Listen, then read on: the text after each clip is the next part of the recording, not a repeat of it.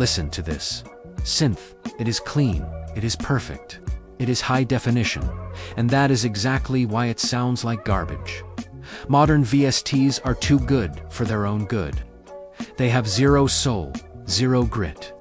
In 1995, producers did not have 32-bit floating point clarity. They had limited sample rates, noisy cables, and hardware that fought back. If you want that classic boom-bap warmth or that hazy lo-fi texture, you have to break your plugins. You have to age them 30 years in 5 minutes. Here is what most producers miss. The magic is not in the melody. The magic is in the degradation. Today, we are turning your pristine 2026 digital sounds into 1995 analog gold. Think of it like this. Modern audio is a high-resolution photo with millions of colors. 1995 audio is a Polaroid. To get there, we start with bitcrushing. But do not just slap a bitcrusher on and turn it to 0. That just creates noise. The science behind this is simple. We are reducing the dynamic range and the frequency response.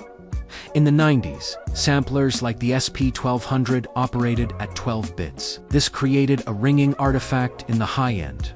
Try this right now. Take your favorite synth and add a bitcrusher. Set it to 12 bits, not 8. Then downsample the frequency to 22 kHz. Suddenly, the high end feels crunchy instead of sharp. This is the foundation of the vintage sound. It is not about making it sound bad. It is about making it sound heavy. Why does our brain love this grit? There is a psychological reason. The human brain craves organic textures because they mimic the natural world. A perfectly clean digital sine wave does not exist in nature. It feels alien to our ears. When we add hiss, crackle, or hum, we are giving the brain a familiar environment. This is called stochastic resonance. A little bit of noise actually helps our brain pick out the fundamental frequencies of the melody. Before you move on, test this.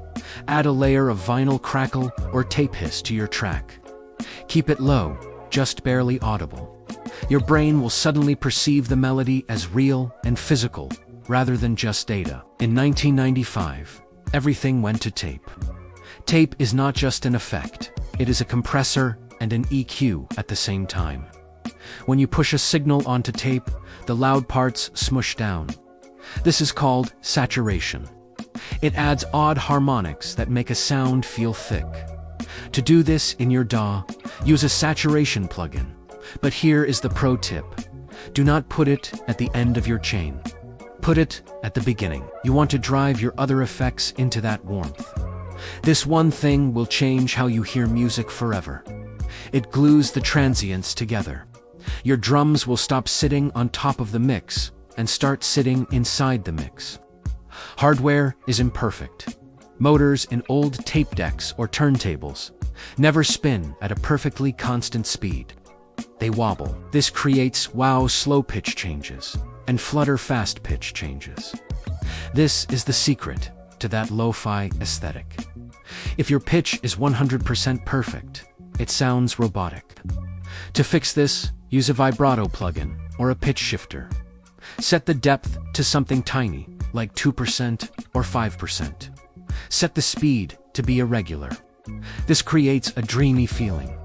It makes the listener feel like the music is breathing. It creates a sense of fragility that high-definition audio can never replicate. So, let us recap the 1995 formula. 12-bit, crushing for grit. Tape saturation for thickness. Low-level noise for the brain. And pitch wobble for the soul. You do not need expensive vintage gear to get this sound. You just need to understand why the gear sounded that way in the first place. Go into your DAW right now and break your cleanest VST. If it sounds too perfect, you are not finished yet. Music is about emotion, and emotion is found in the imperfections. Now, go make some beats.